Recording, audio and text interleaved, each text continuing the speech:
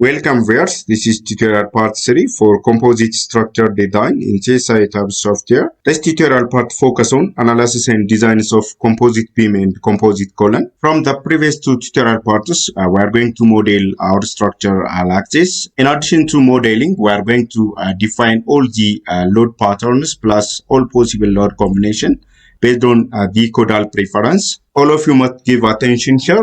We are going to check the design procedure for both composite beam and composite column. So to do this, let's click on the composite column in the 3D view. After that, right click. From this, let's click on the design. The basic point is here, design procedure. It's composite column design. In most cases, it may say no design or concrete column design or steel column design. So I have to fix it as a composite column design. I will tell you this basic point in the design phase. After this, let's proceed to the composite beam. Make it okay. Right click on the composite beam. The design procedure says composite beam design after drawing the text slab, so that is good. Let's proceed. Watch up to the end to master composite structural design. Now it's a time for subscribe this channel to get next updates. Like this video to support the channel. Drop comment with your question or what you want to see next. Thank you family for your support. Let's start today's tutorial. Before starting the analysis, let's align the diaphragm on the deck slabs. Aligning the diaphragm on this deck slab enables us to transfer all the lateral load coming on this structure safely. Plus, this structure acts monolithically. Plus, it ensures safety more. So, let's align it. To do this, let's go to the select menu here. Select, property, deck section. So, from this, let's select deck 80. Select, close. After that, go to the assign menu here, shell, diaphragm. So let's select the one that is predefined diaphragm. Make it okay. So the diaphragm is defined like this. Let's check our model, then we will run the analysis. So analyze here, check model. Let's select all. After that, make it okay. Model have been checked. No warning message were generated. That is good. Cancel it. After that, run the analysis.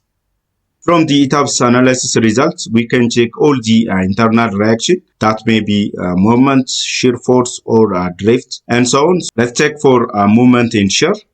From this, let's select shear to 2, that is a measure due to the combined load of service load. Let's make it.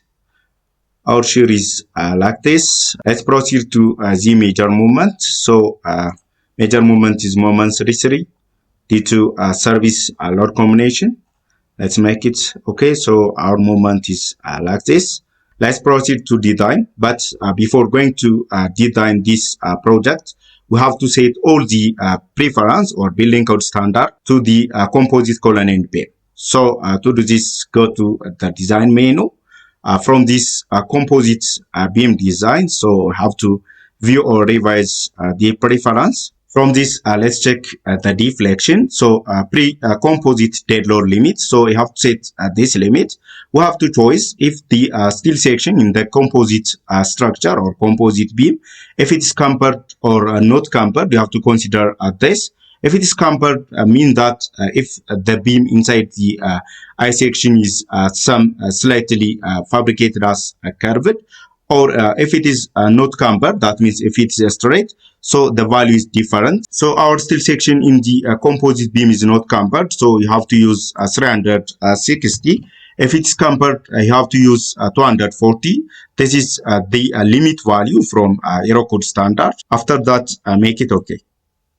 After setting the preference for composite beam, let's proceed to set the preference for composite column. So to do this, go to the design menu again.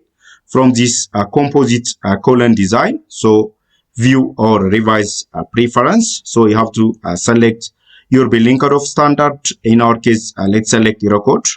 Make it okay. Let's proceed to design both composite beam and composite column. So to do this, click on the 3D view. Go to the design menu. From this, let's design composite beam first. So let's check the design combination. So let's move to the design combination here. Make it okay. After that, go to design menu again.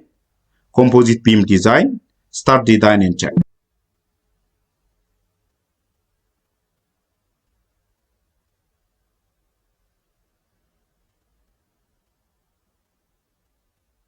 Composite beam design is done, so let's check it.